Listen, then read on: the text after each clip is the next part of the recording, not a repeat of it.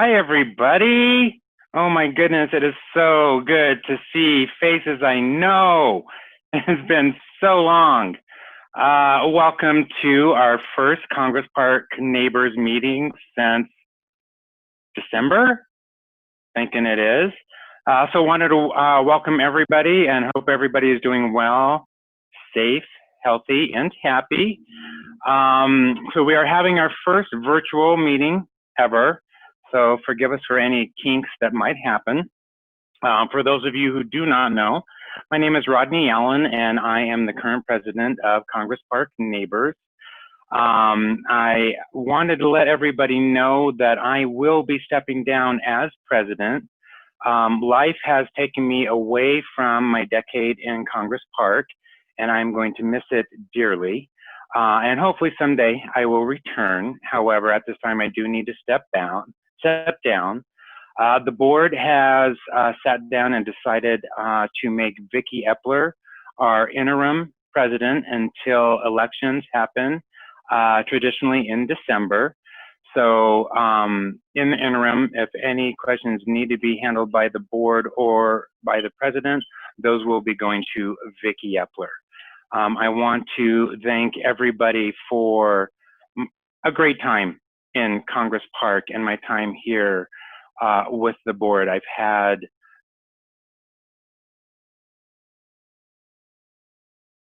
a great time on the preservation committee, working with all of my fellow board members, with my neighbors, with people from the city. Beth, it's been so great to work with you. I'm sorry I'm not going to be around to help with Discover Denver, but I know you've done a lot of work, and I'm looking forward to hearing what you have to present tonight. We are always looking for volunteers to help with things around the neighborhood. Our newsletter, needs articles, they need delivery people. So if ever you guys have an opportunity and some time to help out, please reach out to the board and let them know that you can give them help wherever the board needs your help. So for that is it for me. I want to thank you all very much, and I will hand it back over to Maggie and Vicki.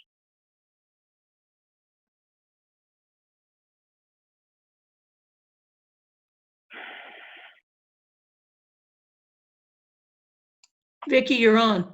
Hi, I'm Vicki Epler, and tonight we have Beth Glandon from Discover Denver, and she is going to give us a presentation about her discoveries of the architecture in Congress Park. Her presentation will last about 20 minutes. If you have a question about the materials that she's presenting, please use the chat room and ask her questions, and we'll make sure that she sees them. So thank you for coming, Beth.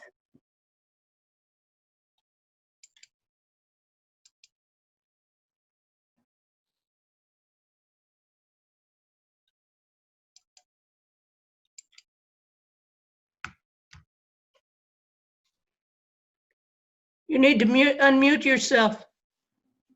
There, can you hear me now? Yes. Sweet. So thanks everybody for inviting me to come and talk about our work at Discover Denver. I put together a little PowerPoint presentation. Of course, you guys know that this was a giant effort. So this is definitely a 50,000 foot look at the things that we've found, but we will definitely be providing more detailed information to you. And I just want to say, Rodney, I'm sorry to hear that I don't know where you're going, but you've been great to work with. So thank you very much. Let's see. So let's see, Maggie, am I in charge now? I've got, I'm seeing requests from the waiting room. Should I be letting these folks in, Maggie? I'll just do it. Okay. So I am going to share my screen and go through my presentation to you. And if you have questions, just feel free to add them to the chat.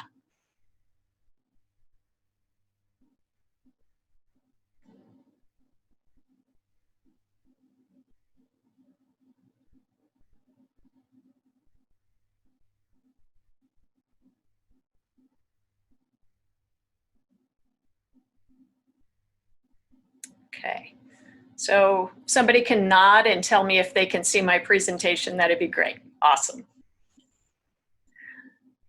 So again, I'm going to give, because I don't know that all of you are familiar with our project, so I wanted to give just a brief overview of kind of what we did before I go into what it is that we came up with. So I'm going to talk a little bit about our project goals and methodology, and then go into our work in Congress Park, and then talk about some of the highlights of our findings. So as most of you know, Discover Denver is a citywide building survey, and we truly are documenting each and every building in the city. So that's 160,000 buildings, right? So it's a long-term project. The goal of our project really is to identify those buildings throughout the city that have some sort of story to tell and that are perhaps significant in some way. That might be architecturally, it might be historically, it might be culturally. So our project is a partnership between Historic Denver, who I work for, the City and County of Denver, and then also History Colorado, who provides us with a grant to do our work. So as far as activities that in each survey area, we do what we call field survey, which is basically documenting buildings in the field. So we document each and every building from the public right-of-way, meaning we take a few photos of each building, and then we use special software to document the exterior features of each building. So let's say this is a Queen Anne, and it's got a wraparound porch, and it looks like the second-story windows have been replaced, right? And then for a very small number of buildings, we also research the history of those individual buildings. So we estimate that over the course of our entire project, we will research the history of about 3% of the buildings that we document. And that research is pretty detailed. We try to determine who built a building, who's lived there over time, who it was designed by, if there was an architect associated with it. And just, you know, it's kind of like putting together a genealogy for a building, basically. We choose the buildings that we do that kind of research on based on a number of factors. One is just the architecture. We document a lot of buildings, so it's gotten easier for us to stand in front of a building and go, I think that building has a story to tell, right? But then we also lean on the neighbors quite a bit to share with us what it is that they know about given building, right? So we get a lot of tips from neighbors that say, hey, here's what the urban myth is about this building. Will you guys research it and determine if that's true or not? So those are the main activities. So project outcomes. So we put together very detailed survey reports for each survey area that we go into.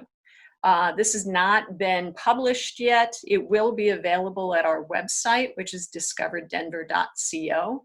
But you can take a look at survey reports from other neighborhoods that we have documented and get a sense of the sort of information that will be in that. We also identify what we term areas of significance in each neighborhood.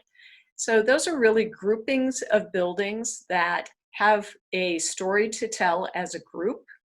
And so they have a shared history, basically. And that most of the buildings in that area have good historic integrity, meaning that they haven't changed a lot over time.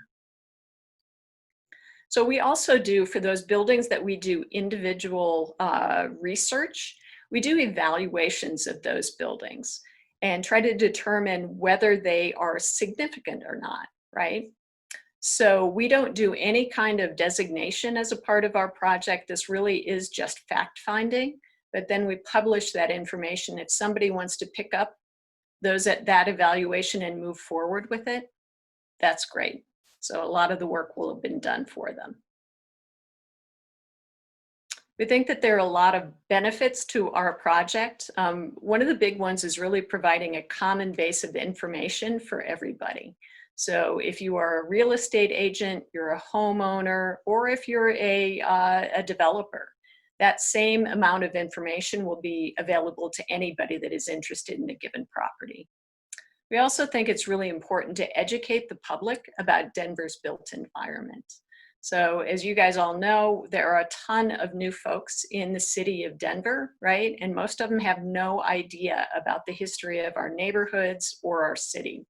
So we feel that putting the information out that we gather and that we compile will hopefully help educate folks, and they will come to appreciate our city and our built environment. And the city's involvement in our project, one of the big things they're interested in really is using our data to improve their neighborhood planning process.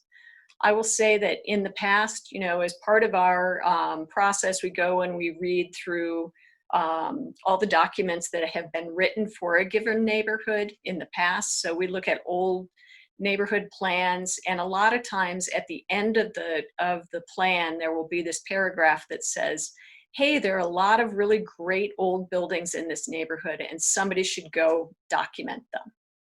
Well, we think it's a better idea to maybe do that up front so that when they're putting together a plan for a neighborhood, they understand really what the neighborhood history is and what the significance of those buildings are.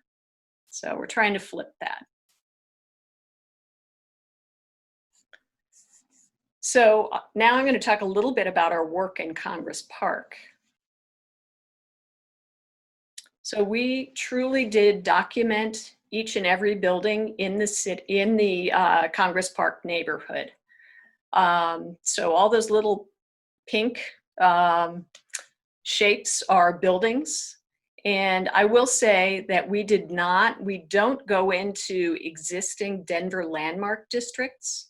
So you guys have 3 different districts that are already in your neighborhood. One is Snell's, right off of Colfax.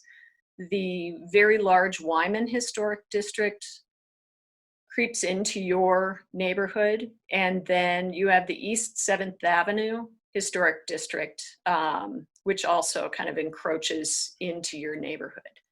So because a lot of work has already been done in those historic districts, there's already a lot of information that is known there. And because we do have 160,000 buildings to document, that's a good place to kind of manage our scope a little bit. So we did document each and every other building with the exception of the buildings that are in those Denver landmark districts.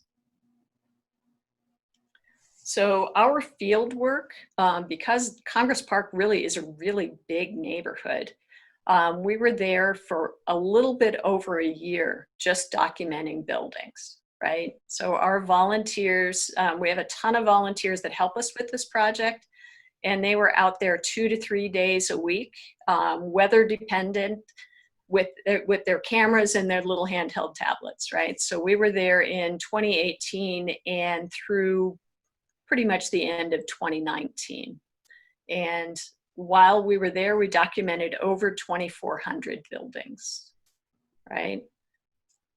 So I will also say that we researched the history of 137 buildings in the Congress Park neighborhood. I say that we will research about 3% over the course of our work in the city, but we doubled that in Congress Park just because you have such amazing, amazing buildings, right? We got a lot of information from the neighbors, and just architecturally, the buildings, you have so many just stunning buildings that look like they were built yesterday, right? So, and I will just take this opportunity to share that our volunteers loved working in Congress Park.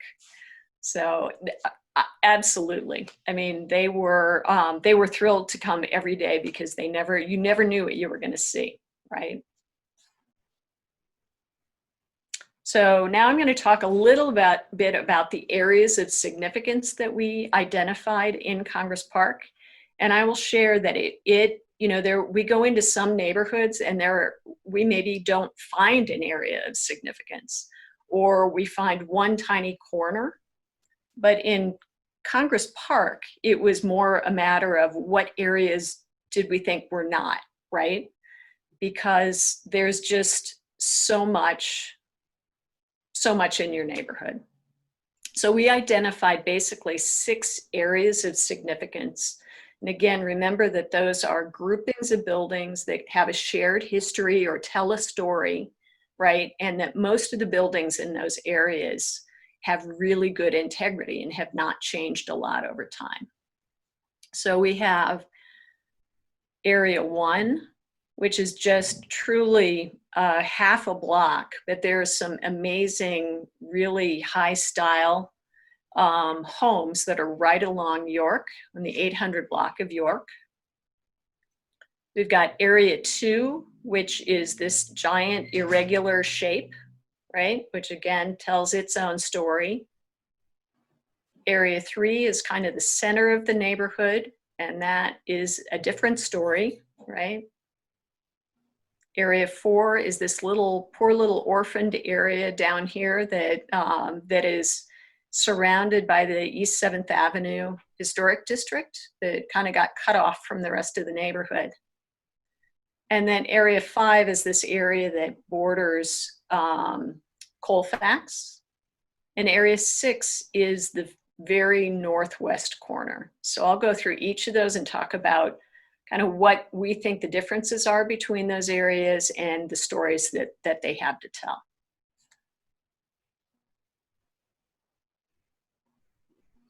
And there it goes.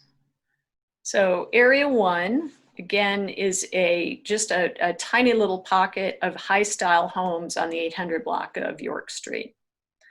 So for example, there's this fantastic Italian Renaissance home, right? It's right at 9th and York.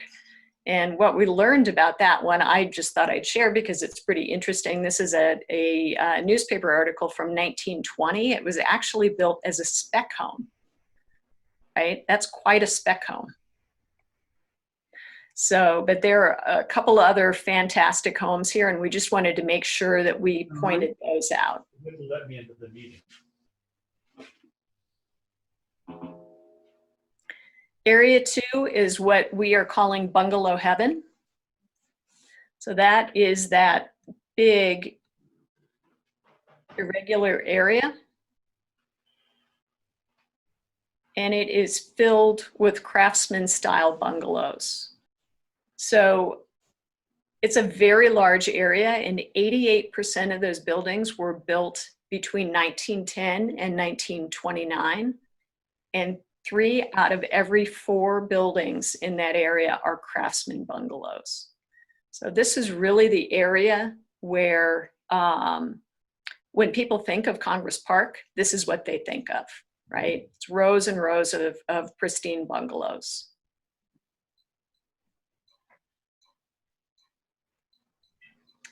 Area 3 is what I'm calling the March of Progress. So really what is super interesting in Congress Park is as you move from west to east, you see a progression or an evolution of architectural styles, right? The west of the neighborhood, you've got Queen Anne's and Classical Revival homes. As you move through eastward, you run into street after street of 4 squares. And then that bleeds into bungalows, right? So it was really fun for us. Our volunteers worked west to east, so they really saw that progression. And that really does tell a story about how the Congress Park neighborhood developed. So that's another story in itself. Area 4 is that orphaned little area just south of the 7th Avenue Historic District. And again, it's just more bungalows, right? It's a smaller bungalow heaven, I guess. But so again, Craftsman Bungalows, but because it's not, it does not abut that Area 2, we made it its own. Area 5 is that area that it's basically the 1400 block of many of the streets that go through Congress Park. And it's really, you can see the influence of Colfax from when that was a prominent residential street, right? So before Colfax became the commercial corridor that it is, it really was the place to have your mansion, right? Before it became commercially zoned, and I want to say it was like the early 1930s, there were grand mansions along Colfax. And you really saw the influence of those homes bleed into the 1400 block of the Congress Park neighborhood. So you see the houses are significantly larger on that block in many cases. So you see that influence. And that is, not every building. Of course, there is some infill, but you definitely see a difference in that block. So we felt that that had a different story to tell. And then Area 6 is what we are calling early Capitol Heights. So before Congress Park was Congress Park, right? Congress Park as a neighborhood was something that was made up by the Denver Planning Office in the 1970s. They split the city up into neighborhoods and just basically slapped labels on them. So you guys became Congress Park because of the actual city park, Congress Park. But this was an area that was really known as Capitol Heights for a very long time, right? And we still see evidence of that in Capitol Heights Presbyterian Church. We see evidence of that in I think there's Capitol Heights Pharmacy, right? There are a few businesses that still carry that name.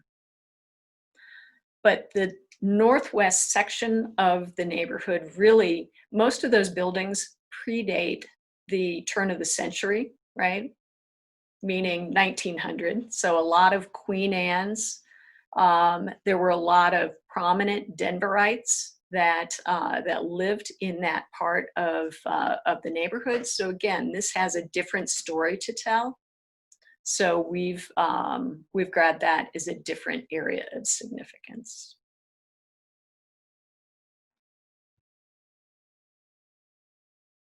So my computer is slowing down. I'm hoping I don't crash here.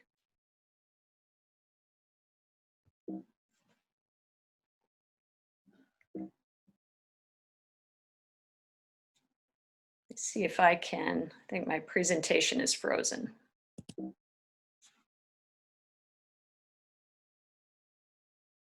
Aha, there we go.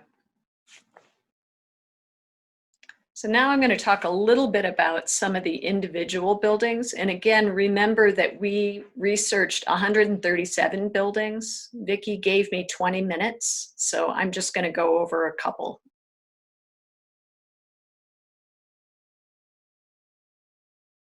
So 1335 Milwaukee Street is one of the homes that we documented.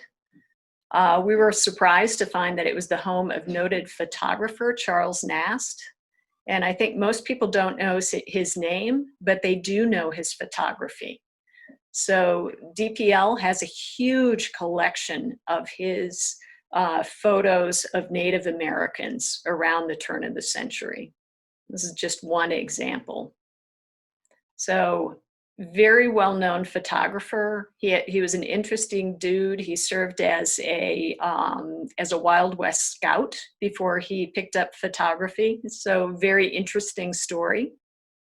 But we really felt like we could pick almost any address in Congress Park and come up with an interesting individual. There are so many that we did not research. I'll just say that I'm sure there are other stories out there to be told.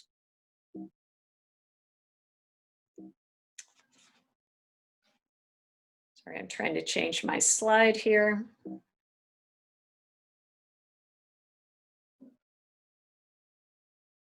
There we go. So 1321 Columbine Street is the home of journalist and historian Frank Hall. So Mr. Hall served as Colorado's Secretary of State.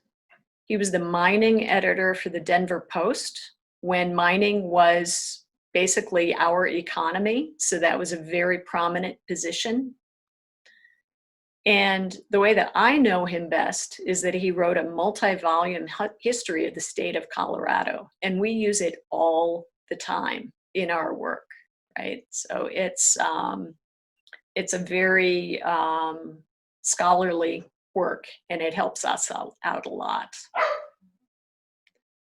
So, home of journalist and historian Frank Hall. This is a historic photo that I grabbed off of DPL's website, and the porch is now 2-story, and it's been completely enclosed, right? So it's a little hard to recognize.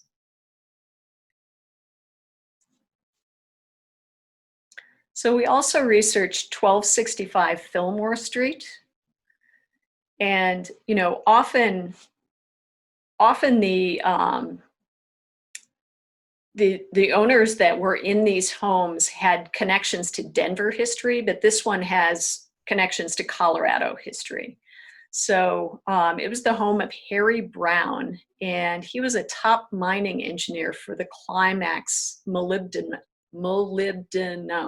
mine in Leadville.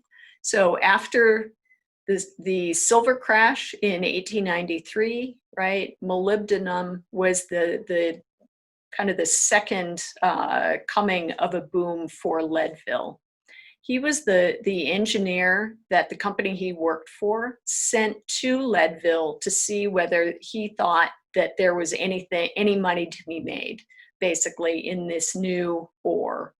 He said he thought that there was, and that the Climax mine really dominated Leadville's economy for decades and decades, right, up through just a few decades ago. Harry Brown eventually became the general manager of the mine. So his family would live here in Denver. He would come back and visit, and then he would go back to work in Leadville. So, kind of an interesting story.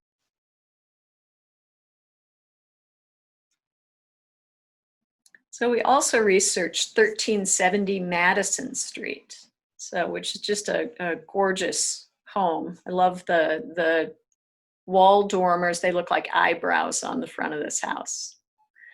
So one thing that was interesting was that it was built by real estate developer Kingsley Pence. And he built a lot of the homes actually in Congress Park. So we kept running into him over and over and over.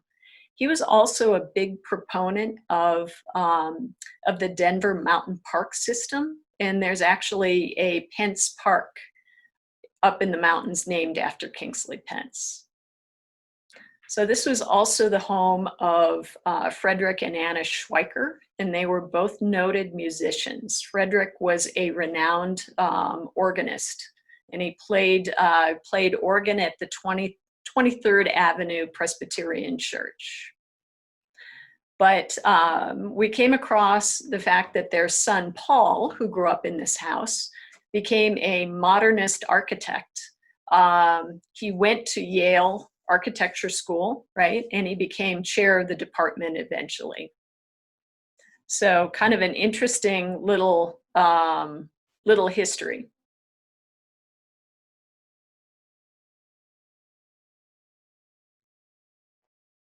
The last one I'm going to talk about, and I'm going to use it as an example of why we do what we do.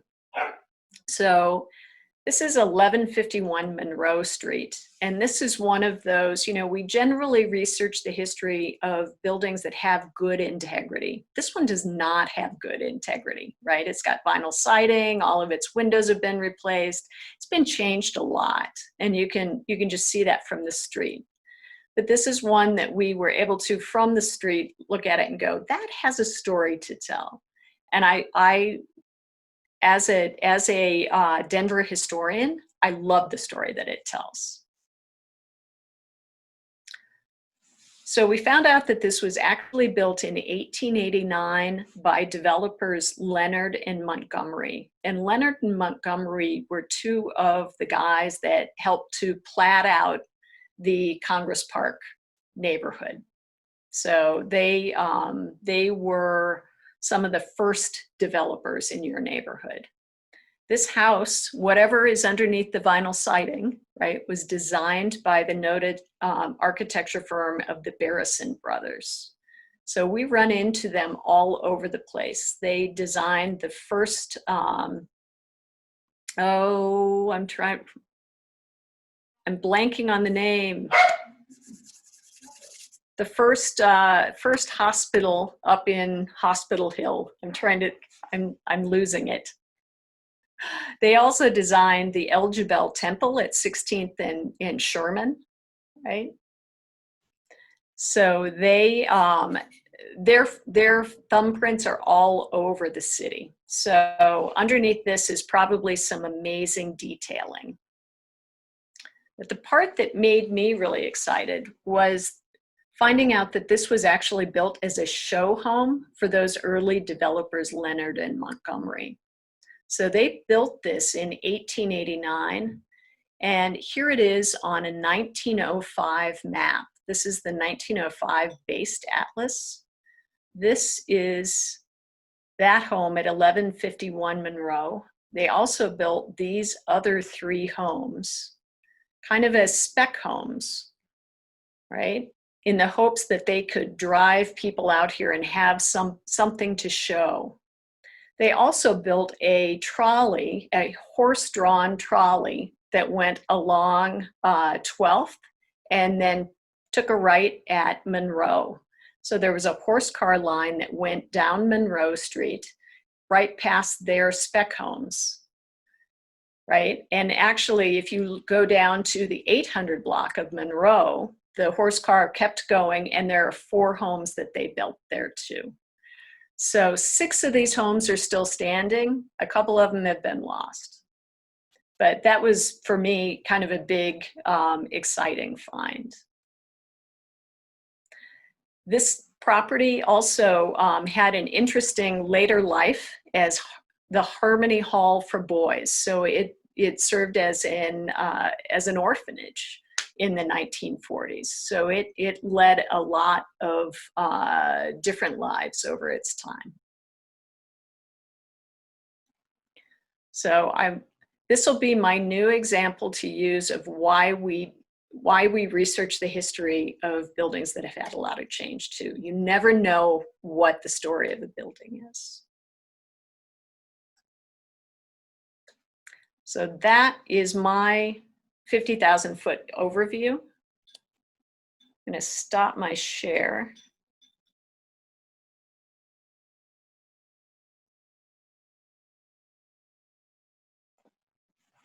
And then find out if anybody has any questions for me.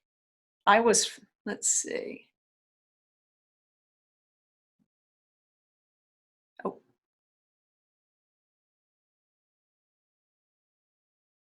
I see that. I'm not quite sure.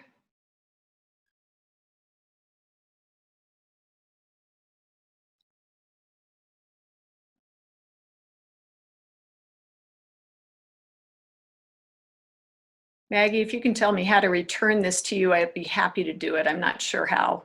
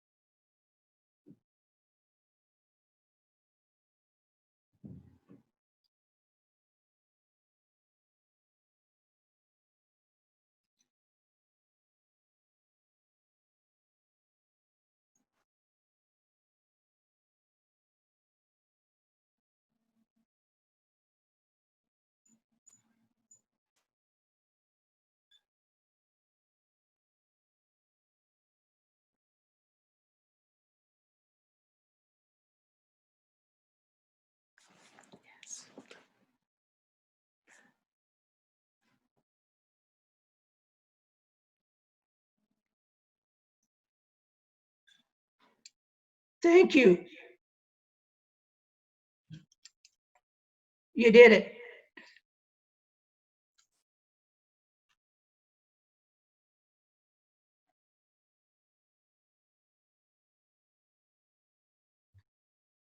Do any of you have questions?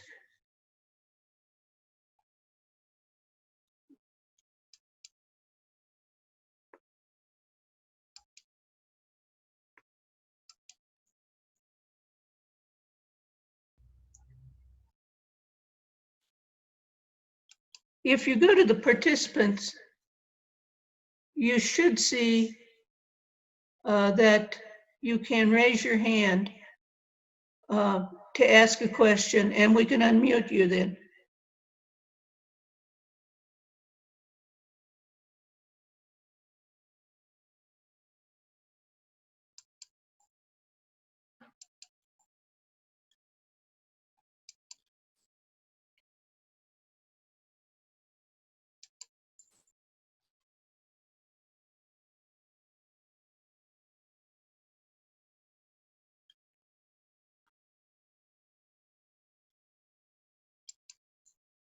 Okay, I'm looking for the ones with their hands up.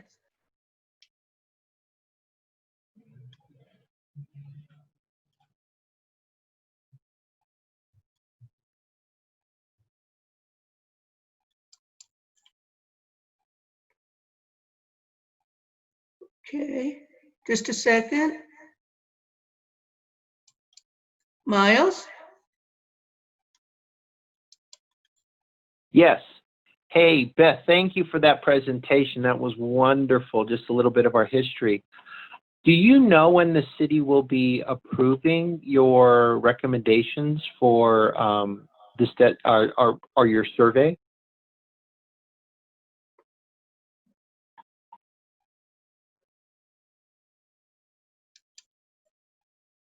Did you hear that? I did. I was trying to figure out how to unmute me.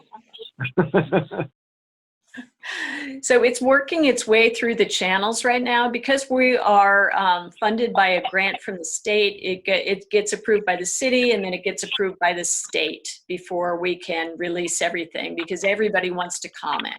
So it's going through that process right now. I don't, regarding the recommendations of areas of significance, I don't anticipate that there will be a lot of change to that. So I will share, though, that we have had neighborhoods in the past that have come back and say, hey, I think you missed something. So if you think we missed something, please let us know.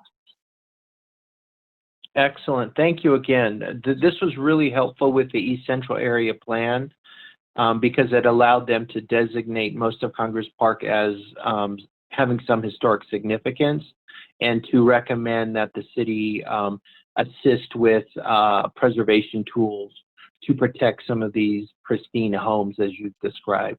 Thank you again. Oh, thank you for all of your input. You guys have been so engaged in this, and that's it makes all the difference. So thank you. Any other questions? Let's see. Steve?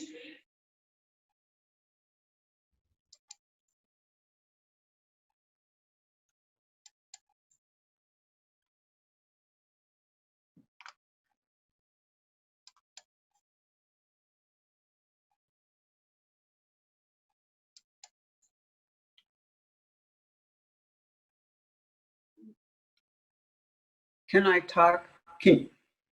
Yes. Beth, what is St. James subdivision? So I don't have the borders in front of me, but I can get that for you. Are you looking for what the boundaries are, or? No, I was asking in regards to the Capitol Heights subdivision. And you had mentioned that. Where did St. James come in? I've got, I don't have it on this computer. As part of the report, what we will have, I've put together a map that has all of the subdivisions and the years that they were platted. So I think that may be what you're looking for. Is that? There, it just seems to be embedded in Congress Park. I thought you might know something about the history of that. There are like 30 subdivisions in Congress Park, so I don't know them. I don't know them all, and a lot of them are tiny little. Tiny. Yeah.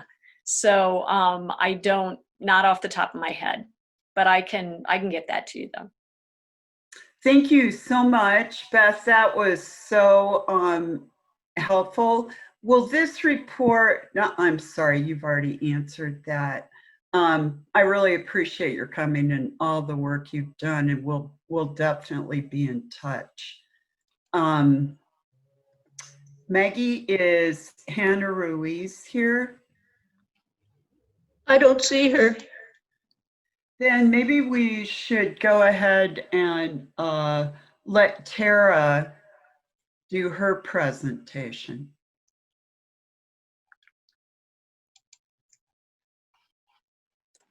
Sure. Tara, can you wait just a minute because we're having some problems with sharing issues. So I'm going to share that for you and you can go ahead.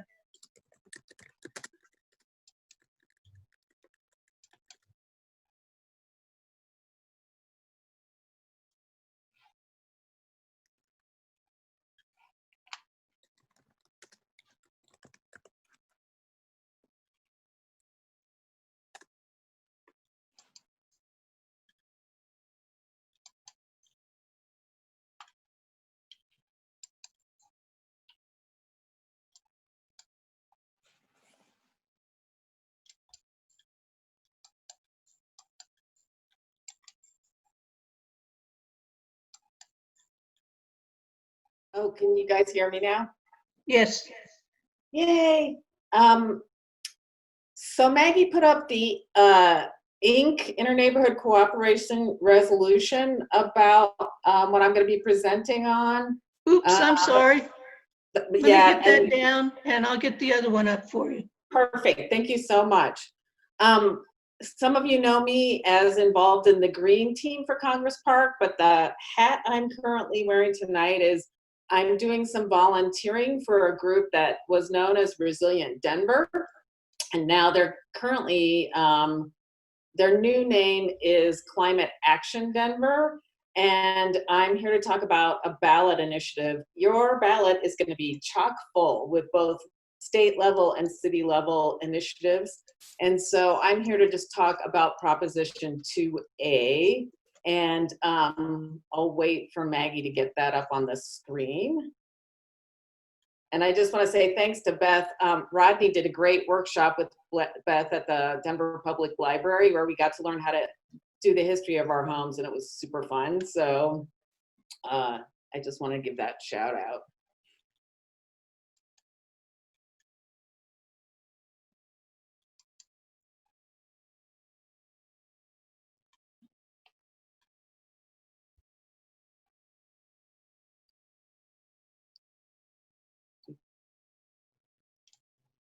Do you want me to email that to you again? No, I have it. I'm You got just it. getting ready.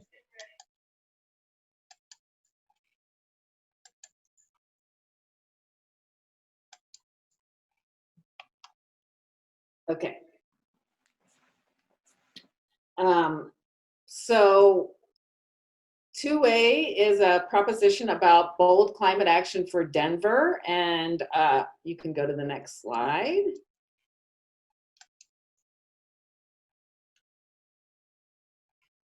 So the climate crisis this summer has really, and in the last couple of years, has really started to show up in our backyard with the fires that we've seen, with the bomb cyclone in 2019. Ocean is warming, extreme weather around the world. So we're seeing the smoke, we're breathing the smoke, we're seeing a lot of the impacts of the climate crisis happening here in Colorado and around the country. Okay, next slide. So last year, Denver, the mayor and the city council created a new Office of Climate Sustainability. And they put together a climate action task force. And 260 people applied to be on this task force, and they selected 26. So this is a quick list of some of them. The goal was to have an extremely diverse committee in terms of geographic expertise, race and ethnicity, gender, all of those things, but also business, nonprofit. And so you'll see it was a very diverse group. They met for 6 months, and they did a huge public outreach. There was all types of ways that they reached out to the community to get community input. They now have a 106-page report with 336 specific solutions to mitigate climate change in Denver. There's also a 10-page overview of it. So you just can Google that and you will find that information. It's really good stuff to read. Okay. So what the Climate Task Force found was that if we take no action in Denver, that over the next 30 years, it will cost more than $20 billion. The impacts will have such a huge impact on the city, and it'll be over $20 million. But the solutions that the task force is looking at are between $1 and $3 billion, which of course sounds like a huge amount of money to me, but $1 to $3 billion upfront will save over $20 billion at the back end. Okay, next slide. Okay, so what is 2A? It applies only in the city and county of Denver, so the rest of the state is not going to be voting on it. It was referred by city council to the ballot by an 11-to-1 vote.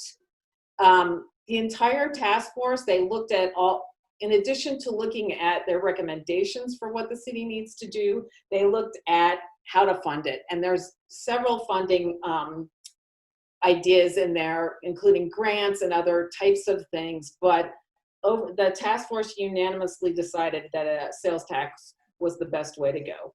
It's a 2.5 cents on $10. And the tax does not apply to household necessities like food, water, fuel, medical supplies, menstrual supplies, that kind of thing. Next slide.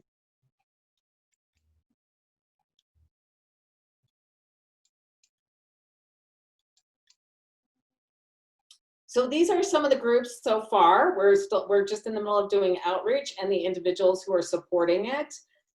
We are working directly, and I don't see them on here, but the public trust, the land TPL, Trust for Public Land, is working directly with Climate Action Denver. Resilient Denver has changed its name to Climate Action Denver.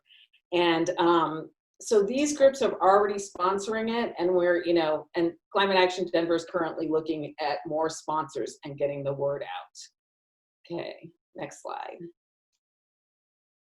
So if you look at that cool little graphic at the bottom, that 2020 Task Force recommendations, there's a whole list of what the impacts are, the negative impacts of climate change. And so first it was the task force recommendations. Now we're doing grassroots outreach, talking to RNOs, business districts, nonprofits, etc. And then the goal is to get coalition and people to support and vote yes on 2A in November. Okay, next slide. And where will the funds go? So this is an approximation. A huge amount of the greenhouse gases that Denver puts out are from homes and buildings. So doing work to retrofit and make buildings far more energy efficient. Electricity supply, looking at how to use solar and alternative energy, looking at battery storage, transportation, looking at all kinds of things, including electrifying the transportation network and creating, right now, I don't have an electric car yet, but that's one of my goals, making it easy and so that there's places to fill up your electric car in various places. Waste and consumption was a huge amount of this.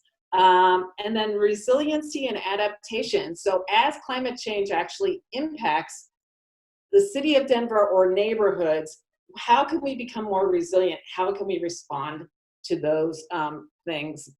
And what's really exciting about this particular ballot initiative is that 50% of those funds are specifically designed to look at issues of equity. And the language is 50% of the funds should go directly into the community with a strong lens toward equity, race, and social justice. The entire task force focused on not just climate, but also equity and how those two things are melded and how can we look at this from a social justice lens. So that's one of the really exciting things about this. I think it's one of the first taxes ever put up in Denver that includes that language. Okay, next slide.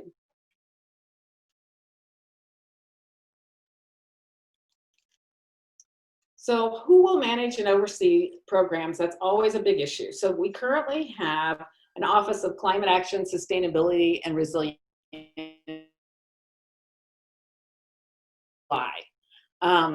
So it's a pretty new program. There's a Sustainability Advisory Council, and they provide oversight to that office. That office, with the plan that's already in place, that advisory council and that office, they will then be making a plan for how the funds would be spent. City council and the mayor and various people will also have their input on it, and then climate action solutions will occur. So there's community oversight and input built into the decision-making process. Okay, next slide.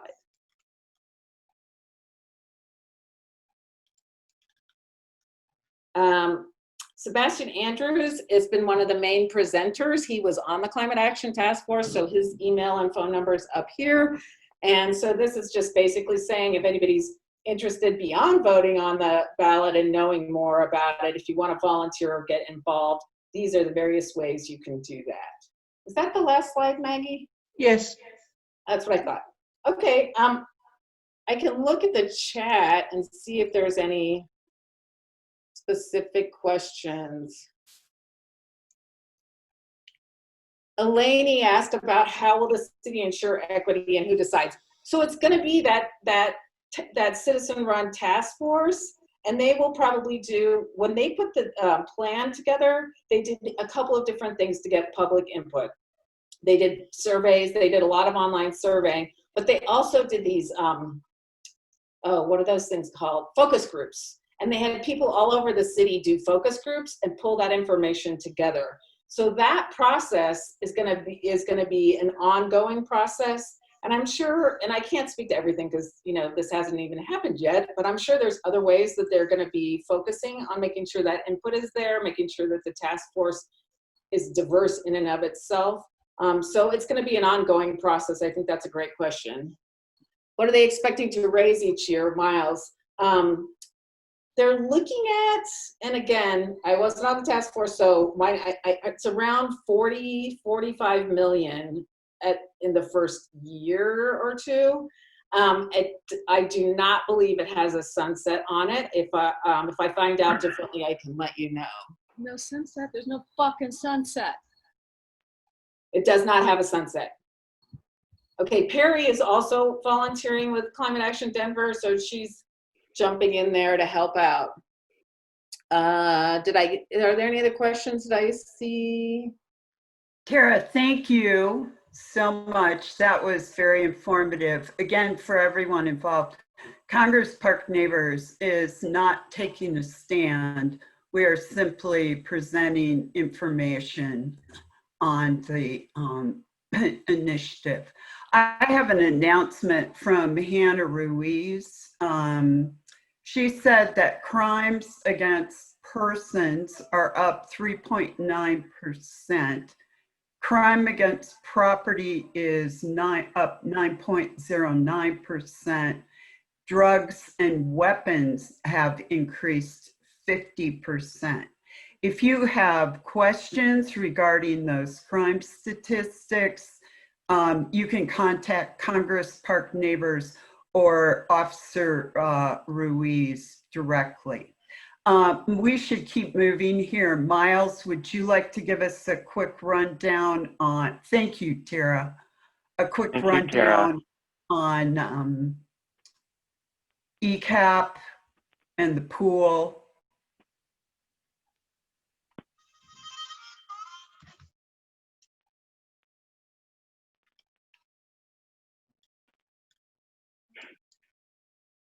Miles?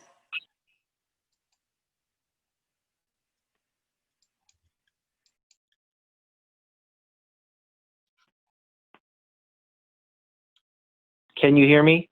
Yep. Yep. Okay. Yeah, it looks like we're having trouble with the unmute. So just some quick news on what's happening in Congress Park. The pool project is moving forward, and the new information for the Art Selection Committee has just gotten started, and the RFP will be going out soon. There are two areas of they're focusing on for the $80,000 art budget. One area will be between the pool and the playground, and Vicki will talk about the design of the new playground. And then the other art installation area will be against the pump house, and it will face the pool, so it will be on the west side of the pool development. And the new pump house is basically going where the old one was. Let's see, so for East Central, I'm sorry, I can't quite find my notes. The last steering committee meeting was last month, and yesterday, and for that meeting, the planning board did pass the plan to move forward to city council. And the plan was presented to the Ludi committee yesterday. I haven't got a chance to look at that tape yet. And it will be going to city council for a vote sometime in October. This will be the last time at that city meeting you will be able to comment on the plan. I don't quite know if there was any pushback at the meeting yesterday about the plan. And there's a few more plans in the works currently.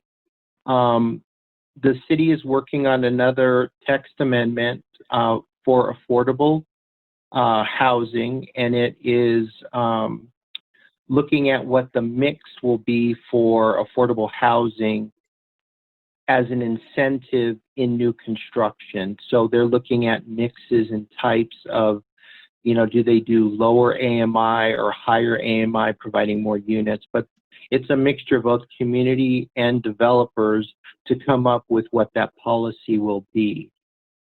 And another project just getting started, it was presented at the planning board after the ECAP meeting. And it's about basically looking at housing in Denver and how they can basically look at increasing density. So that will be a new project that they're putting together, and they're moving it forward. And I think it's going to take a few years for them to get through that, but we'll provide more information on that. Of note, at the planning board, they basically suggested CPD to change the name so it's more palatable. And they were making comments about everything should be on the table, which would include smaller lots, multiple units in single-family zoning, which ECAP does allow, and just looking at how to increase this type of housing in all the neighborhoods. So just something to be aware of.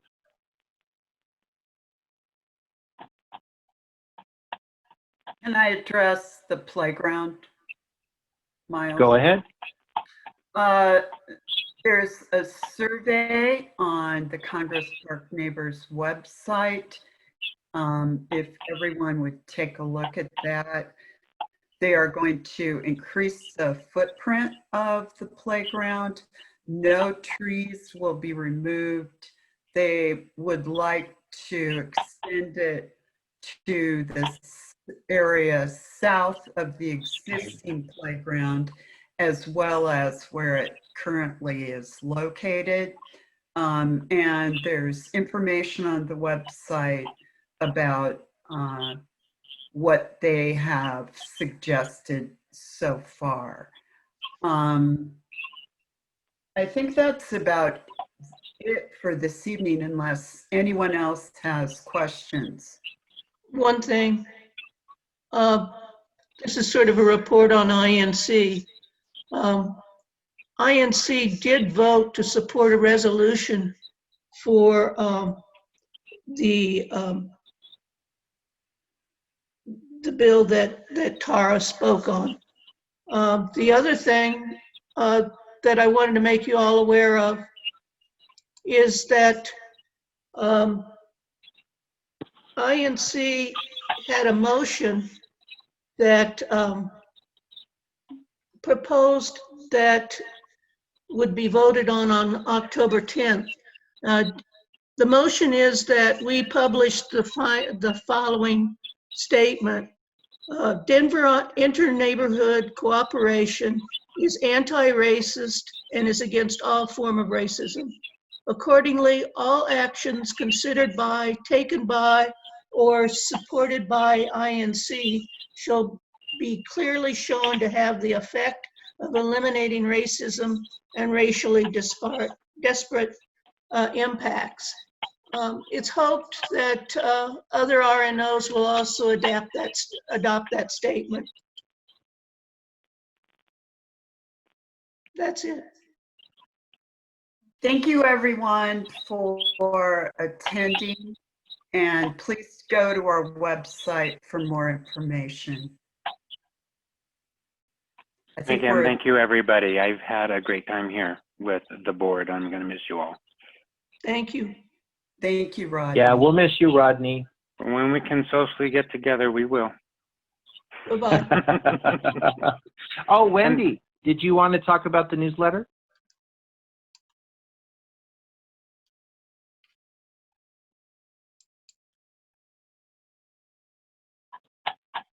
Thank you. Yes, I just wanted to remind everybody, we have a great neighborhood newsletter, and it really depends on everyone contributing.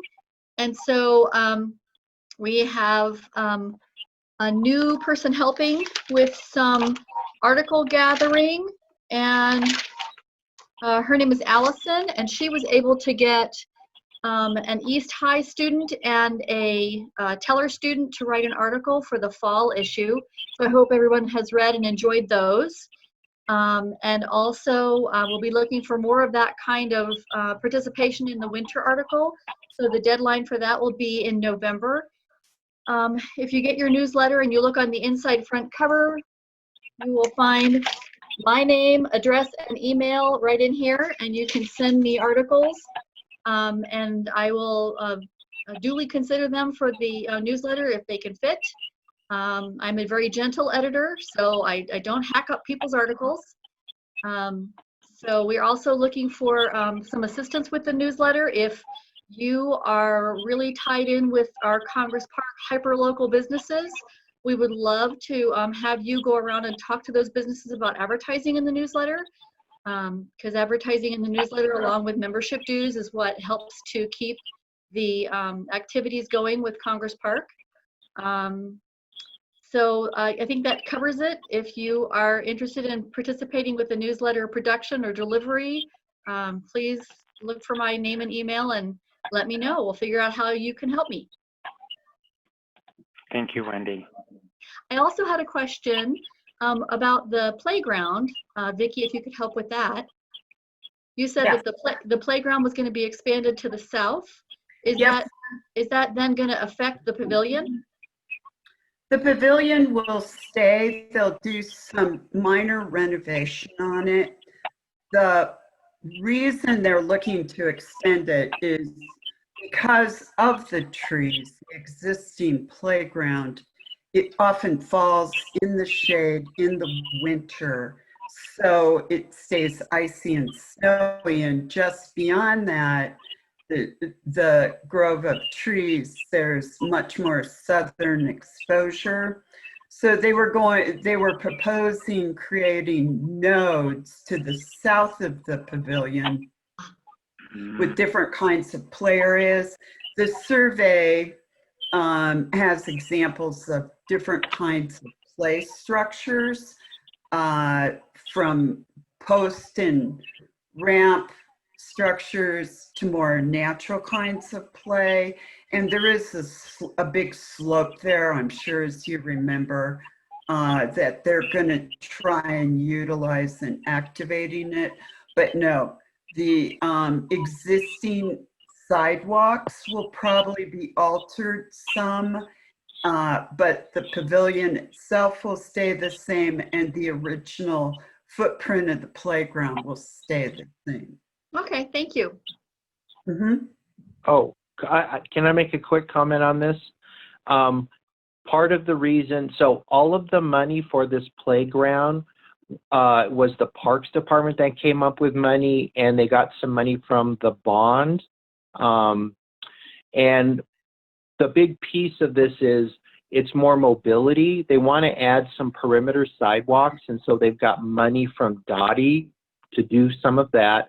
And then also this new playground will be integrated with connections from north to south.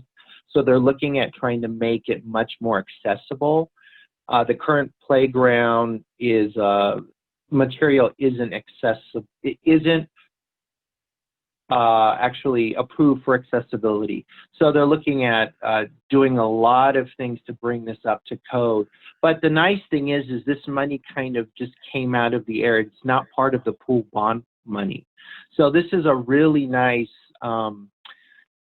added item that the city came together to redo because the pool was being redone, and it was the perfect time to look at all of it right now. So we're going to get quite a nice finished product when this is all done.